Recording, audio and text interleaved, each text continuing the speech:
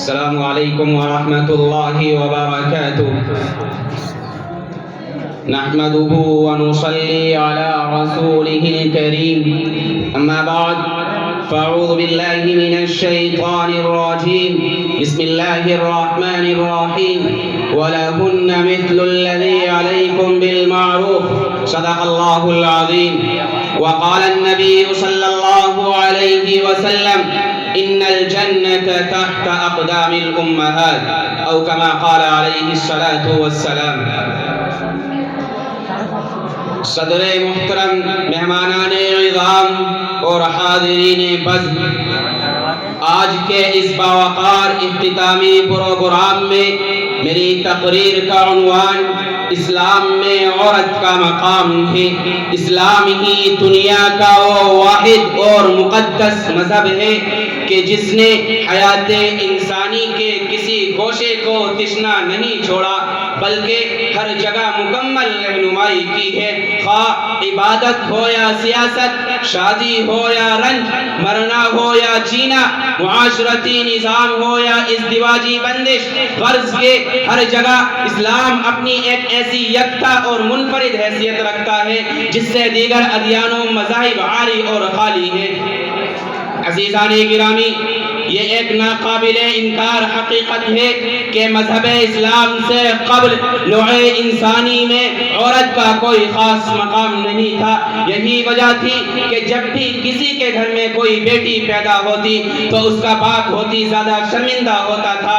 جبکہ اسلام کہتا ہے اے انسانوں، عورت ذلت کی چیز نہیں ہے، عقیدت کی چیز ہے۔ یہ وہ مخلوق ہے جس کی کوکھ سے موسیٰ اور ابراہیم جیسے لاکھوں انبیاء کرام نے جنم لیا ہے، لیکن حیرت ہے کہ تم لوگ ننگ و عار سمجھ کر اس کو زندہ دفن کر دیتے ہو، جبکہ اسلام بیٹی کی پیدائش کو رحمت کہتا ہے، اس کی پرورش، اس کی تعلیم و تربیت، اس کی حق رسانی کو جنت کا مستحق بتاتا ہے۔ اور اگر یہ بیٹی ماں ہے تو اسلام خدا اور رسول کے بعد اس کی اطاعت کا حکم دیتا ہے اور اس کے قدموں کے نیچے جنت ہونے کا اعلان کرتا ہے۔ اور اگر یہ بیٹی بیوی ہے تو اسلام اس کے ساتھ اچھا سلوک کرنے پر بہترین اخلاق والا ہونے کی گواہی دیتا ہے، اور مرد کو یہ باور کراتا ہے الدنیا متاع وخیر متاعها المرأة الصالحة۔ اور اگر آپ کی حیثیت شوہر کی ہے تو آپ کو جواب ملے گا وَلَهُنَّ مِثْلُ الَّذِي عَلَيْكُمْ بِالْمَعْرُوفِ۔ اور اگر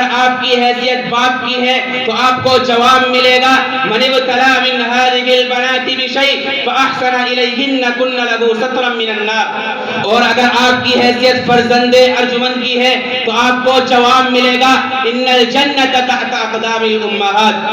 عزیزان گرامی، سچ بات تو یہ ہے کہ اگر آقا نامدار جناب محمد الرسول اللہ صلی اللہ علیہ وسلم یتیموں کی رحم خواری اور بیواؤں کی داد رسی نہ فرماتے تو آج اس دنیا میں ان کا کوئی پرسان حال نہ ہوتا۔